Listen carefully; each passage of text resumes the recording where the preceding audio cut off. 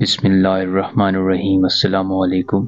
ایک بزرگ ایک حجام کے پاس بال کٹوانے گئے۔ وہاں بحث چل رہی تھی کہ خدا کا کوئی وجود ہے بھی یا نہیں۔ حجام نے پرجوش آواز میں کہا کہ کم از کم میں تو نہیں مانتا کہ خدائی کوئی حقیقت ہے۔ بزرگ نے سوال کیا کہ بھلے مانس تم ایسا کیوں کہتے ہو؟ تمہارے پاس اپنے اس دعوے کا کیا ثبوت ہے؟ حجام: اس کے لیے ثبوت کی ضرورت نہیں ہے۔ تم باہر سڑکوں پر نکلو، ہسپتالوں میں جاؤ یا گھروں میں جھانکو، تمہیں خود اندازہ ہو جائے گا۔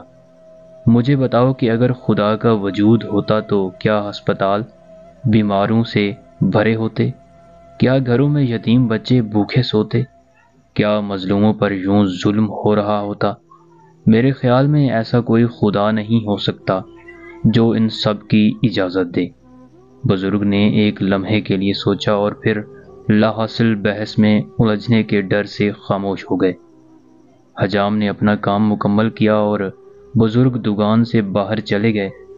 دکان سے نکلتے ہی بزرگ کی نظر ایک ہیپی ٹائپ شخص پر پڑی، جس کی بے ترتیب داڑھی، الجھے بال اور بڑے ہوئے ناخن صاف دکھائی دے رہے تھے۔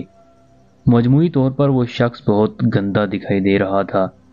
اسے دیکھتے ہی بزرگ دوبارہ حجام کی دکان میں داخل ہوئے اور حجام کو مخاطب کر کے کہا، مجھے ابھی ابھی علم ہوا کہ حجام کوئی وجود نہیں رکھتے۔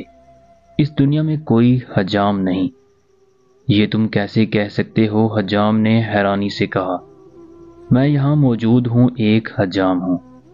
نہیں، بزرگ نے مسکراتے ہوئے وضاحت کی، اس دنیا میں کوئی حجام موجود نہیں ہے، کیونکہ اگر اس دنیا میں حجاموں کا کوئی وجود ہوتا تو سڑک پر موجود اس الجھے بالوں، بے ترتیب داڑھی اور لمبے بالوں والے آدمی جیسا کوئی شخص دنیا میں نہیں ہوتا۔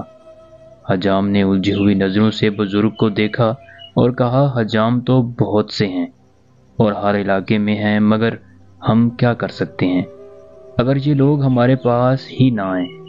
بزرگ نے دانش مندانہ نظروں سے حجام کو دیکھا اور کہا، میرا خیال ہے کہ اب تم سمجھ گئے ہوگے کہ خدا کا وجود ہے۔ ہوتا یہ ہے کہ لوگ اس کے پاس نہیں جاتے، اس سے مدد نہیں مانگتے، اس کے اصولوں کی پاسداری نہیں کرتے۔